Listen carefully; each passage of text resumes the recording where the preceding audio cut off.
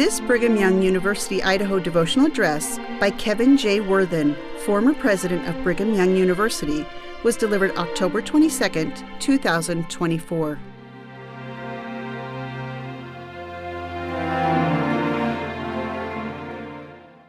President Kevin J Worthen is the Hugh W. Colton Professor of Law and a Wheatley Institute Distinguished Fellow at Brigham Young University. President Worthen is a graduate of Carbon High School in Price, Utah. After serving a mission in Monterrey, Mexico, he earned an associate degree at the College of Eastern Utah, now USU-Eastern. He then received his BA in political science and his Juris Doctorate or law degree from BYU. And after serving as a law clerk to Justice Byron R White of the U.S. Supreme Court, President Worthen practiced law in Phoenix, Arizona. He joined the law school faculty at BYU in 1987. He served as the dean of the BYU Law School, and from 2014 to 2023 as the 13th president of BYU. He has also been a Fulbright Scholar at the Universidad de Chile and a Doyle-Winter Distinguished Visiting Professor at Yale Law School. President Worthen is married to Peggy Ray Seeley, who was also raised in Price. They have 3 children and 8 grandchildren. Well, thank you for being here, and thank you to that choir and the musicians for that wonderful, stirring hymn. I'm sure the acoustics here are really good, but part of that was the spirit with which they sung, and I appreciate that very much. As mentioned in the introduction, I am by training a law professor. I emphasize that not so much to impress you, but to warn you.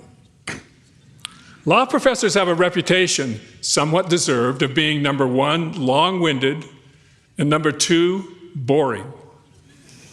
One of my wife's favorite stories is about the law professor who dreamed he was teaching his class, and when he woke up, he was. Cue the exits. So now you know what to expect. Fortunately, as also mentioned in the introduction, I'm also a fellow at the Wheatley Institute at BYU, and it is from that vantage point that I want to speak with you today. I don't know if this makes me any less boring, but we can hope. As outlined in a portion of its mission statement, the Wheatley Institute engages students, scholars, thought leaders, and the public in research-supported work that fortifies the core institutions of the family, religion, and constitutional government. The focus is on those 3 institutions. As the mission statement makes clear, the goal is not just to further abstract understanding of these 3 institutions, but to fortify them. In that regard, the Institute is not viewpoint neutral. Its work rests on the assumption that these 3 institutions are good and that they provide benefits to both individuals and society. Critical to the nature of Wheatley's work are the beliefs that underlie that assumption. Those beliefs are found in the first 2 sentences of the mission statement. In full, the mission statement reads, "As disciples of Jesus Christ, we believe that agency, accountability, charity, morality, and spiritual strength are essential for people to thrive.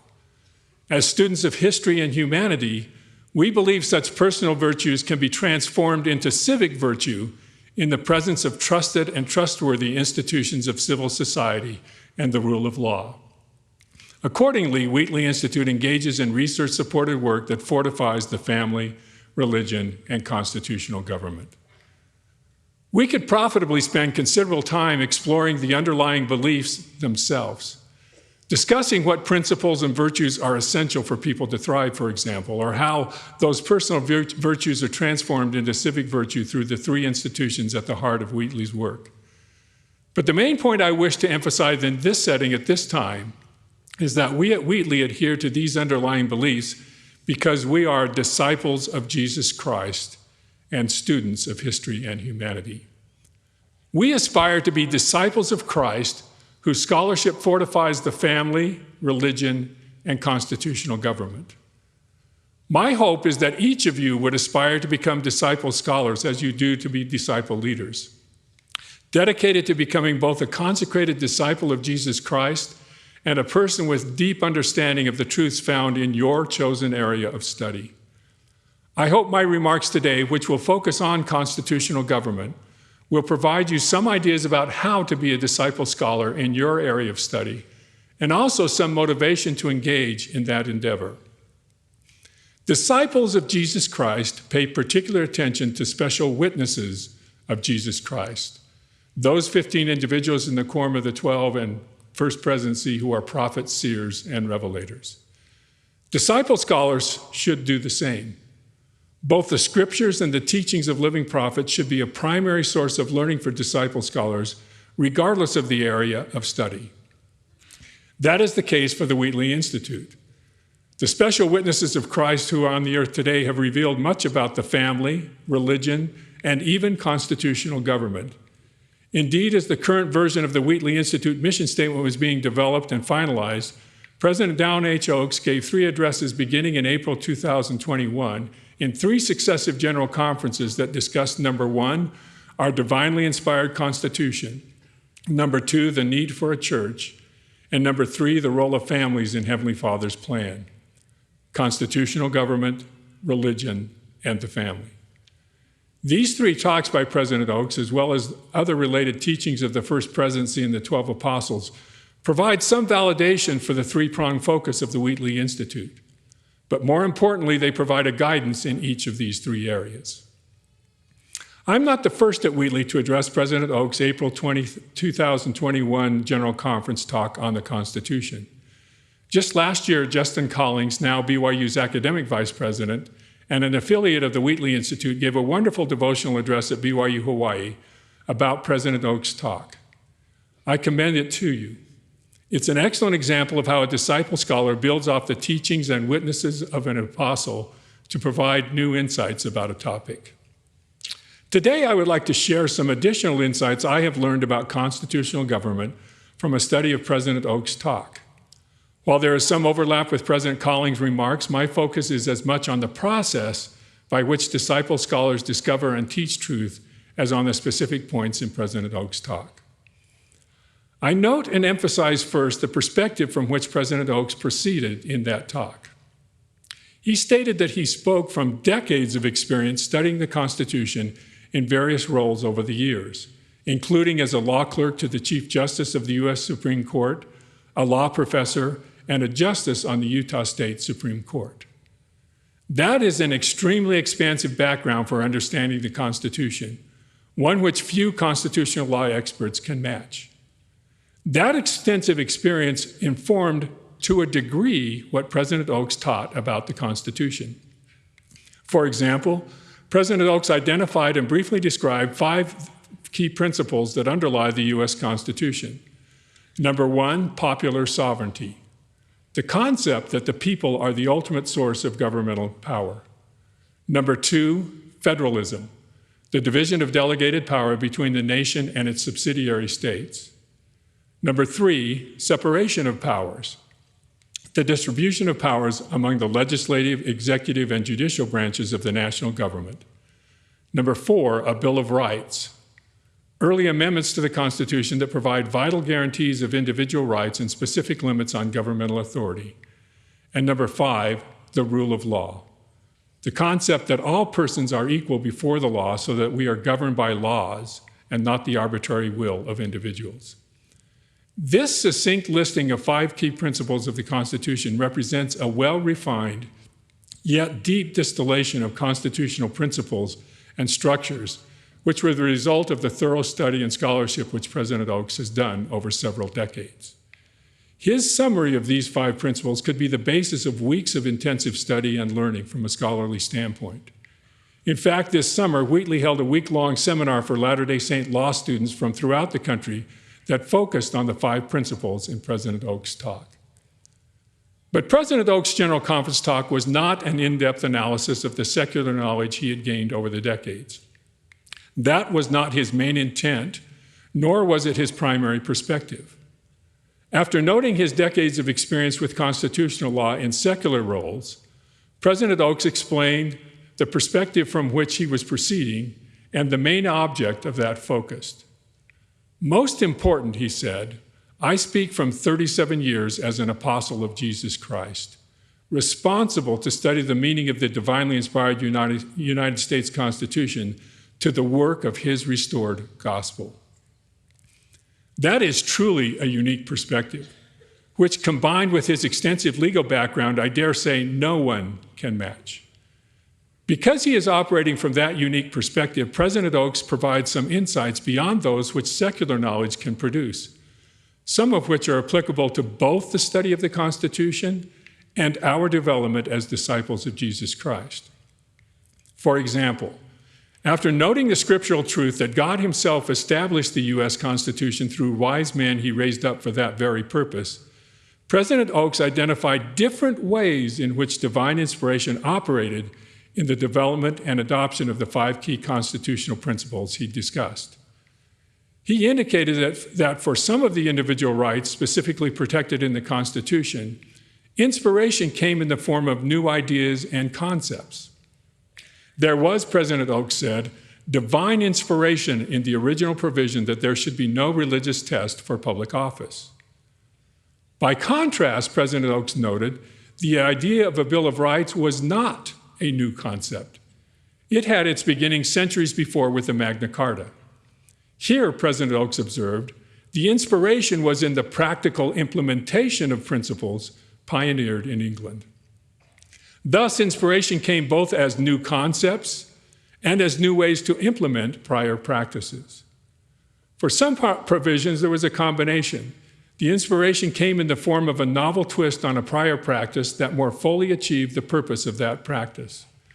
Speaking of the principle of separation of powers, President Oaks observed that the English had pioneered the separation of legislative and executive authority over a century before the U.S. Constitution was adopted.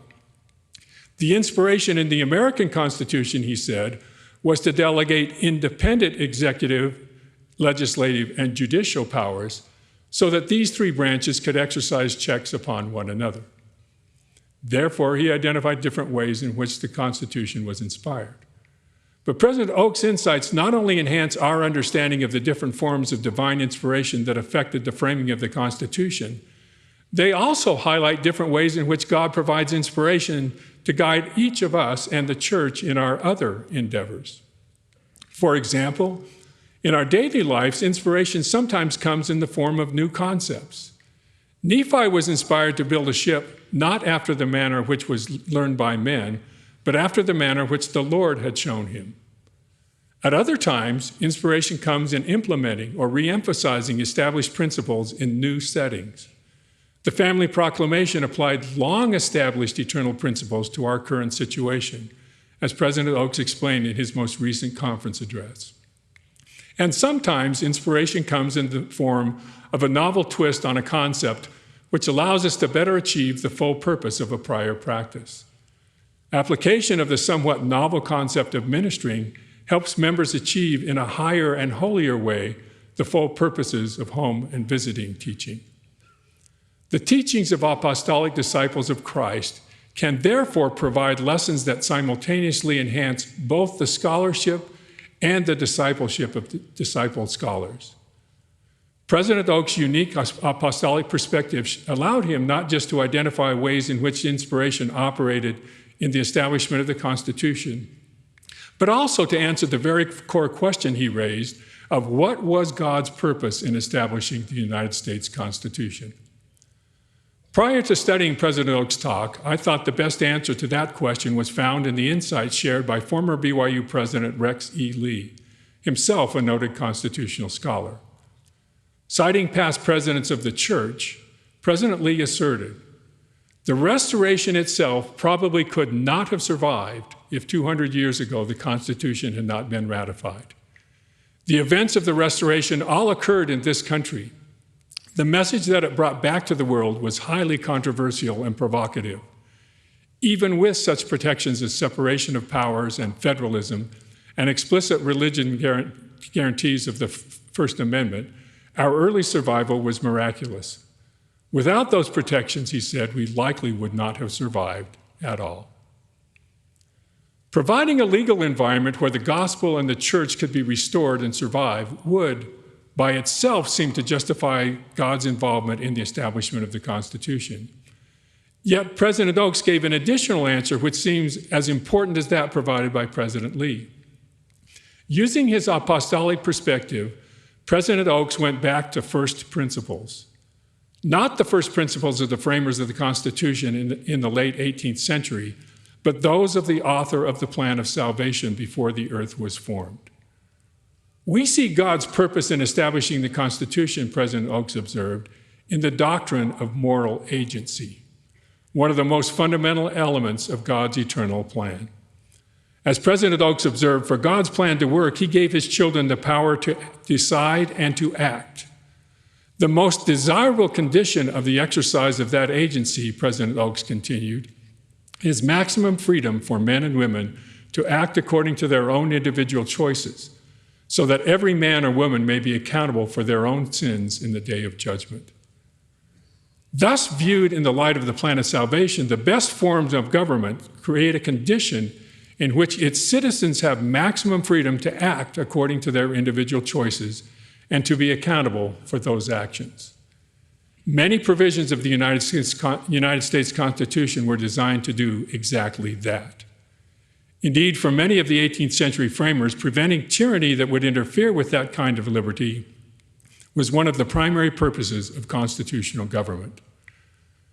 Given that fundamental purpose of the Constitution and the importance of moral agency in God's plan, it is not surprising that the 5 principles of constitutionalism, which President Oaks identified as divinely inspired, all have features that enhance the freedom of citizens to use their moral agency while still living in an orderly system where people are accountable for their own choices. The provisions in the Bill of Rights, which prevent government from establishing a religion or prohibiting the free exercise of religion, are classic examples. Both allow individuals to worship God according to the dictates of their own consciences, a critical freedom that is essential for the plan of salvation to operate. Even the structural provisions that do not on their face address individual liberties have features that expand the scope of liberty and accountability. For example, one of the benefits of the principle of federalism is that it allows states to adopt different public policy norms, thereby increasing the number of choices individuals have concerning those significant issues. People who oppose particular policies in one state can search for a more compatible statewide environment, thereby giving them what Professor Michael McConnell calls liberty through mobility. Similarly, the concept of popular sovereignty, which gives the people voice in governmental decisions, allows citizens who disagree with particular policies the right to engage in the political process to change the law. While there is no guarantee that such efforts will succeed, the structure of the Constitution gives people an opportunity to act rather than being acted upon by some unresponsive and uncontrollable sovereign. This makes individuals more responsible and more accountable for governmental decisions. Thus, the U.S. Constitution not only helped create a legal environment in which the gospel could be restored in the early 19th century, as President Lee observed, it also helped create a condition of liberty that allows the entire plan of salvation to operate in our present situation. That certainly would explain why God would raise up individuals who would be inspired to create that kind of constitution. This does not mean that the U.S. Constitution was perfect, or that every one of its provisions is inspired or essential to the plan of salvation. Some of its original provisions were clearly flawed. But President Oaks' teaching concerning the main purpose of the Constitution provides critical guidance about how to evaluate the current status of and propose changes to our government. Now, like the teachings of special witnesses of Christ, the research of disciple scholars usually includes what President Boyd K. Packer called a therefore what? An invitation, direction, or suggestion to do something. That is certainly the case with President Oaks' talk. Our belief in divine inspiration, he said, gives Latter-day Saints a unique responsibility to uphold and defend the United States Constitution and principles of constitutionalism. He then gives an extensive list of things we can and should do. Let me briefly highlight just 4. The first is President Oaks' admonition that we learn and advocate the inspired principles of the Constitution. We should become familiar enough with the principles President Oaks highlighted to be able to evaluate the desirability of various policies, both legislative and constitutional, which are proposed. I highly recommend that you begin that endeavor by reading or rereading President Oaks' April 2021 General Conference talk. You might also profit from reviewing materials posted on the constitutional government portion of the Wheatley website, especially the readings and questions, which provided the foundation for the week-long discussion of those principles in the Latter-day Saint Law Student Seminar I mentioned earlier. Second, I emphasize President Oaks' admonition that we exercise our influence civilly and peacefully within the framework of our constitutions and applicable laws. While it may seem that the terms civilly and peacefully are redundant, I believe they point to two related but distinct practices. To act civilly requires that we develop what the framers called civic or public virtue, a willingness to sacrifice our own personal interests for the common good. A system in which the people are sovereign requires that people act in this unselfish way, that they be willing to give up some things, to compromise, including a portion of their own ego in order to achieve greater goals. To act civilly with civic virtue, we must, among other things, be willing to follow President Oaks' instruction that on contested issues, we should seek to moderate and unify. To act peacefully requires more than just avoiding physical or verbal violence, though that is a necessary first step. To act peacefully, we must take seriously President Nelson's repeated plea, echoed by President Oaks in this most recent General Conference, that we be peacemakers. In today's hyper-politicized, hyper-polarized environment, there are few, if any, things we could do to better uphold and defend the Constitution than to be peacemakers. Indeed, we who believe not only in a divinely inspired Constitution, but also in the divine nature and potential of every person, should be leaders in this endeavor. President Nelson boldly charged us, brothers and sisters, we can literally change the world. One person and one interaction at a time. How? By modeling how to manage honest differences of opinion with mutual respect and dignified dialogue. Third, I emphasize President Oaks' admonition that we trust the Lord and be positive about this nation's future. In today's polarized society, it is easy to feel that a political loss at any level is an existential crisis. While elections do have consequences, the divinely inspired Constitution provides checks on excesses as well as structures for managing differences of opinion. In the long run, the Constitution cannot save us from ourselves, but it is much more robust than most of us think. Like disciple scholars in any field, those who studied constitutional law in the light of gospel truths become more, not less, positive about the future. Finally, President Oaks links the admonition that we be positive about the future with his direction that we trust the Lord. One reason disciple scholars are positive about the future is that they understand they can trust the Lord who perfectly knows the future. In the long run, if we are to be true disciple scholars, we must trust the Lord in all things, because that is what is ultimately required of all true disciples. As Elder Neal A. Maxwell put it, while we talk of disciple scholars, in the end, all hyphenated words come off. We are finally disciples of Christ. Our success in any endeavor, in any field, will ultimately depend on that discipleship. May we embrace and find that truth is my prayer in the holy name of Jesus Christ. Amen.